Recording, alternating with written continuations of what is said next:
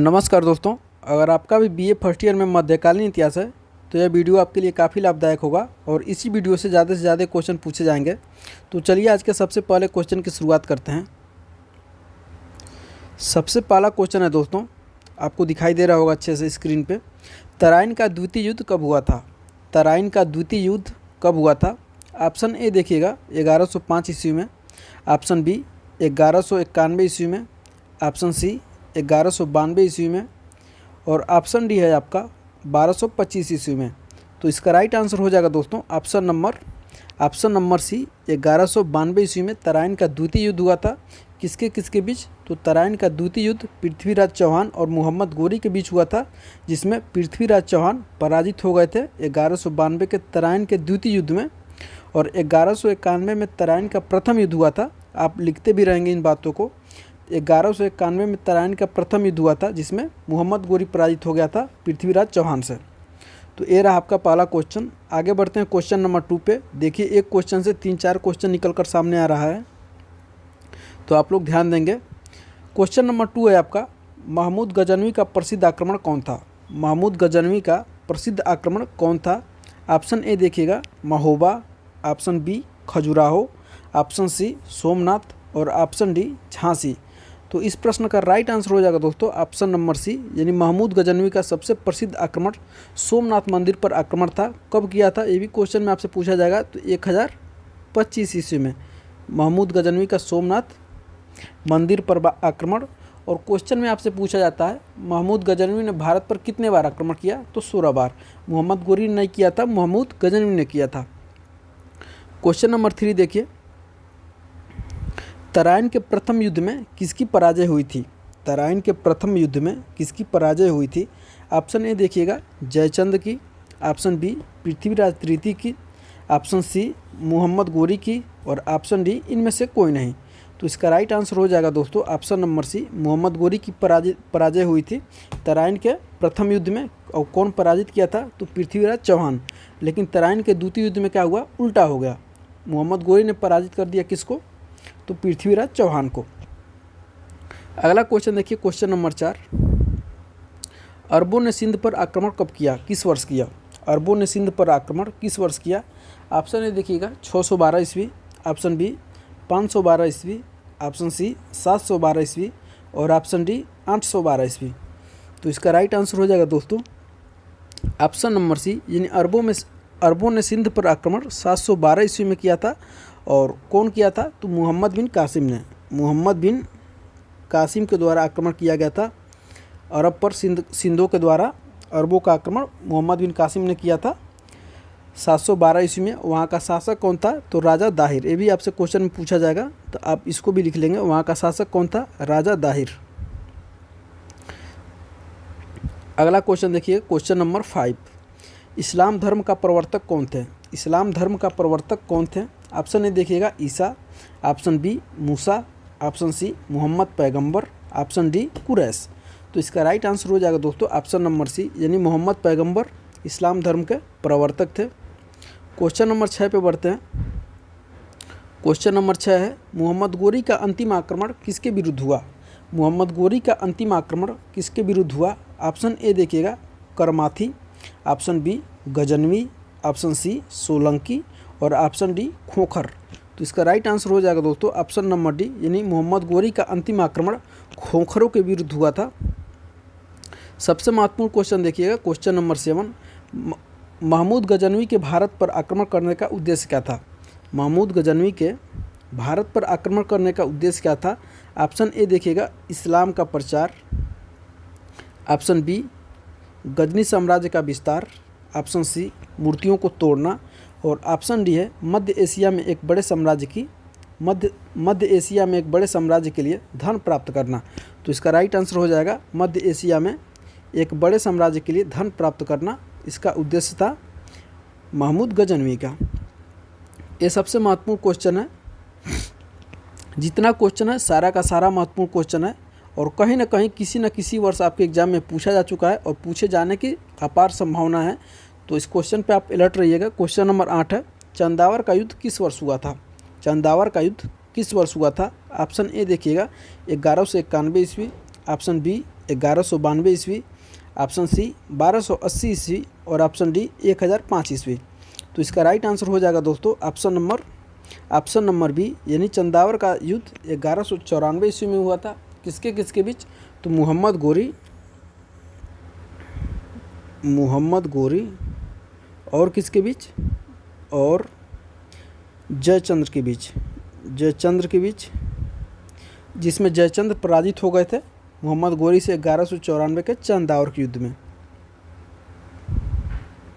देखिए क्वेश्चन काफ़ी महत्वपूर्ण है। पृथ्वीराज रासो के लेखक कौन है? पृथ्वीराज रासो का लेखक कौन है? ऑप्शन ए देखिएगा Chandbardai, option B Prithviraj Chauhan, option C Mohammad Ghori और ऑप्शन डी जयचंद। तो इसका राइट आंसर हो जाएगा दोस्तों ऑप्शन नंबर ए, यानी पृथ्वीराज रासो का लेखक चंद्रबरदाई हैं और चंद्रबरदाई पृथ्वीराज चौहान के दरबारी कवि भी हैं। तो ये भी क्वेश्चन आपसे पूछा जाएगा कि पृथ्वीराज चौहान का दरबारी कवि कौन था? तो याद रखिएगा चंद्रबरदाई, और इसका लेखक पृथ्वीराज रासो का लेखक चंद्रबरदाई। अगला क्वेश्चन देखिए, क्वेश्चन नंबर 10, चहमान वंश का सबसे प्रतापी राजा कौन था? चहमान वंश का सबसे प्रतापी राजा कौन था? ऑप्शन ए देखिएगा पृथ्वीराज प्रथम, ऑप्शन बी पृथ्वीराज द्वितीय, ऑप्शन सी पृथ्वीराज तृतीय और ऑप्शन डी अजयराज। तो इसका राइट आंसर हो जाएगा दोस्तों ऑप्शन नंबर सी, यानी पृथ्वीराज तृतीय चहमान वंश का या चौहान वंश का सबसे प्रतापी राजा था। अगर आपको थोड़ा भी नहीं समझ में आ रहा हो या कोई डाउट हो तो आप हमें कमेंट कर सकते हैं, कोई दिक्कत नहीं है, आपके हम कमेंट का रिप्लाई ज़रूर करेंगे। आगे बढ़ते हैं क्वेश्चन नंबर 11 की तरफ। क्वेश्चन नंबर 11 है, पृथ्वीराज चौहान को किस नाम से जाना जाता है? पृथ्वीराज चौहान को किस नाम से जाना जाता है? काफ़ी महत्वपूर्ण क्वेश्चन है। ऑप्शन ए देखिएगा Jathera, option B Indrajit, option C Rai Pithora और ऑप्शन डी पितृकुल।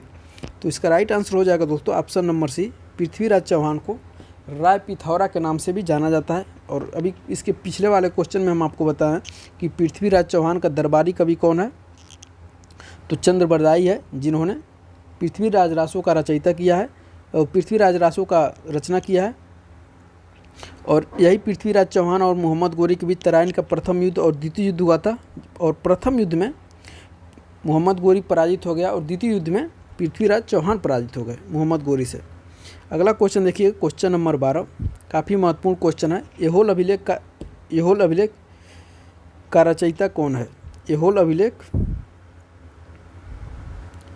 अभिलेख का रचयिता कौन है? ऑप्शन ए देखिएगा ये ऑप्शन नहीं होगा दोस्तों, गलत हो गया। ऑप्शन ए देखिएगा, यहाँ पे लिख देते हैं इनमें से कोई नहीं। ऑप्शन ए है इनमें से कोई नहीं, ऑप्शन बी रवि कीर्ति, ऑप्शन सी कीर्ति बर्मन, ऑप्शन डी मंगलेश। तो इसका राइट आंसर हो जाएगा दोस्तों ऑप्शन नंबर बी, यानी एहोल अभिलेख का रचयिता रवि कीर्ति हैं। और काफ़ी महत्वपूर्ण क्वेश्चन है, थोड़ा सा मिस्टेक हो गया लिखने में हमसे, लेकिन काफ़ी महत्वपूर्ण क्वेश्चन है। एहोल अभिलेख का रचयिता कौन है? तो रवि कीर्ति है, भूलिएगा नहीं, जरूर क्वेश्चन पूछा जाएगा आपसे। क्वेश्चन नंबर 13 देखिएगा, हर्षचरित किसकी रचना है? हर्षचरित किसकी रचना है? ऑप्शन ए देखिएगा कालिदास की, ऑप्शन बी बाणभट्ट की, ऑप्शन सी कल्हड़ की और ऑप्शन डी बिल्हड़ की। तो इसका राइट आंसर हो जाएगा दोस्तों ऑप्शन नंबर,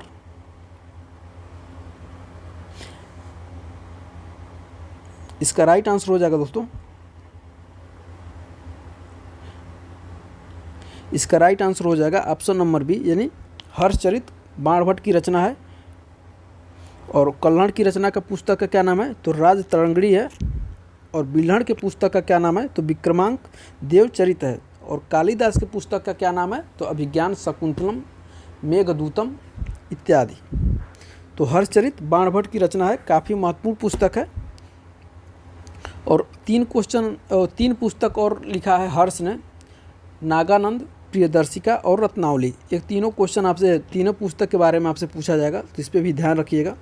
अगला क्वेश्चन देखिए, क्वेश्चन नंबर 14, हर्ष के पिता का क्या नाम था? हर्ष के पिता का क्या नाम था? ऑप्शन ए देखिएगा राज्यवर्धन, ऑप्शन बी भांडी, ऑप्शन सी दिवाकर सेन और ऑप्शन डी प्रभाकर वर्धन। तो इसका राइट आंसर हो जाएगा दोस्तों option number D, Prabhakar Vardhan Harsh के पिता का नाम है। और राज्यवर्धन कौन है? तो राज्यवर्धन हर्षवर्धन का बड़ा भाई है। और भांडी कौन है? तो उसके मामा का लड़का है। अगला क्वेश्चन देखिए, क्वेश्चन नंबर 15 काफ़ी महत्वपूर्ण जो होगा आपके लिए।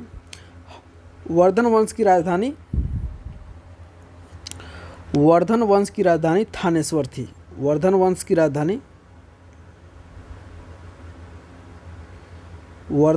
राजधानी थानेश्वर थी।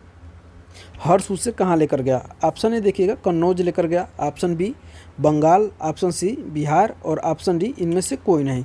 तो इसका राइट आंसर हो जाएगा दोस्तों, इसका राइट आंसर हो जाएगा ऑप्शन नंबर ए, यानी कन्नौज लेकर गया था हर्ष ने अपनी राजधानी।